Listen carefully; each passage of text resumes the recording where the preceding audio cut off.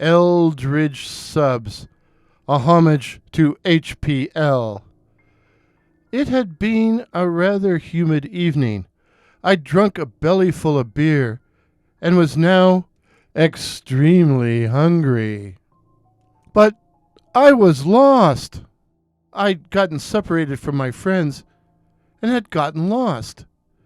2 years in this university town, and I managed to get lost? Damn Narragansett.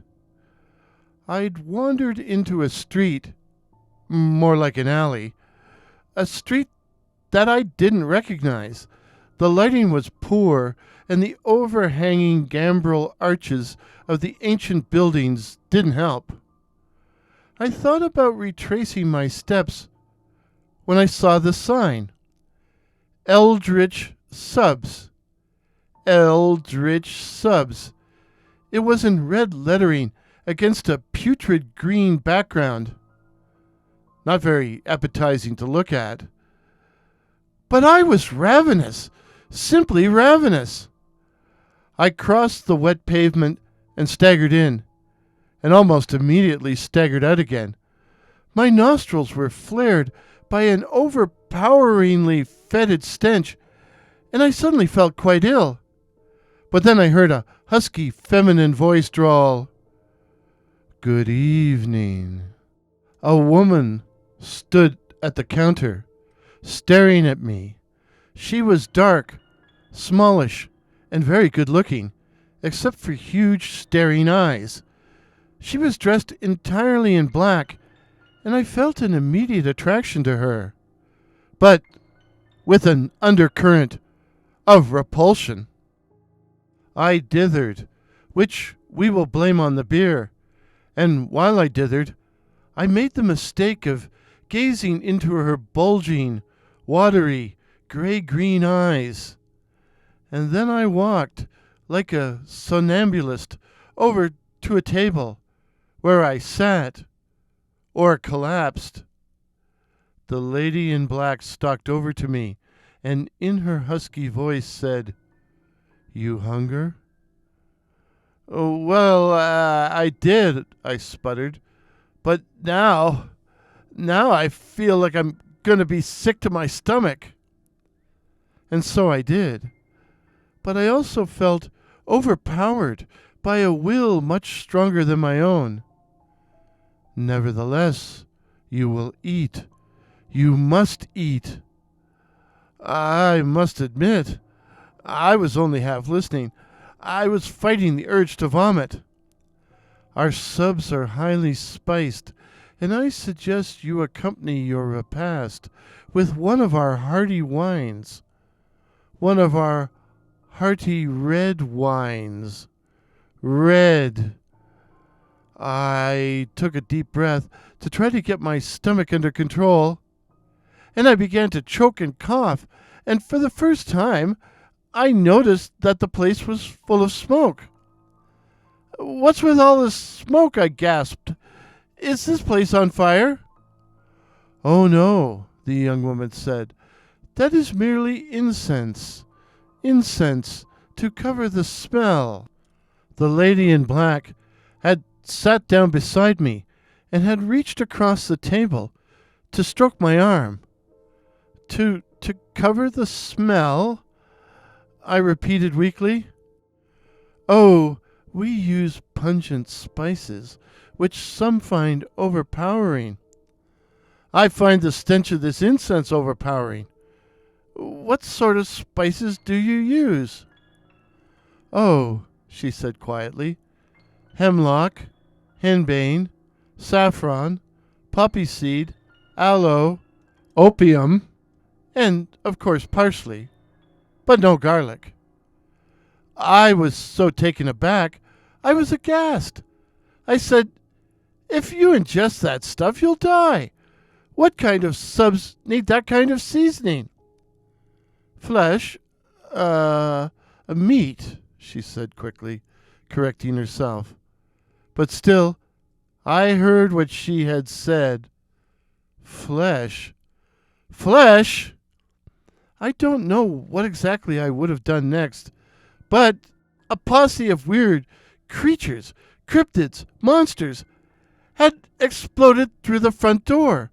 4 things with grayish-green bodies, roughly bipedal, with a forward slumping and vaguely canine cast. That was bad enough, but the thing they carried was worse. A gray-white human figure, male and flaccid, as if it was unconscious. Unconscious or dead. I jumped to my feet and screamed, "What is that? Was that a corpse?"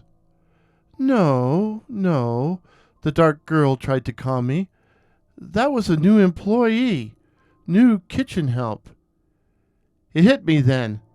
And yeah, I was more than a tad befuddled. Flesh. Human flesh? I staggered towards the front door, and she clutched at me with her long black nails, her long black claws, which dug into my flesh, and not only tore my shirt but drew blood. I smashed through the glass doors, which shattered, the shards scattering across the cobblestones, where I sprawled face first in the muck and mire. I twisted around to look behind me, and saw the young woman standing in the doorway, her black sleeves raised, making her look like a witch or an enormous bat as she shrieked, "You shall not escape us!" And then the doorway turned into a gaping maw, a humongous, slobbering mouth with fangs and a black, forked tongue. I felt myself pull towards it, as if some unseen force had grabbed me by the ankles, and then I passed out. My buddies found me lying in a dark and empty alleyway. When I tried to tell them about Eldritch subs and the lady in black, they put it down to the beer talking. All right, to the beer ranting. But that didn't explain the long red scratches on my left arm or the tears in my shirt where she had clawed me. I don't go out drinking with the boys anymore, and I've totally lost my appetite. I've lost over 60 pounds, and I wasn't overweight to begin with. But I see the lady in black every night as I dream.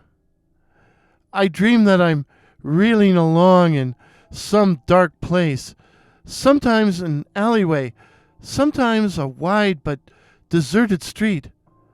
But always there is some fast food joint, some sinister beanery, and of course she is there, standing in the doorway.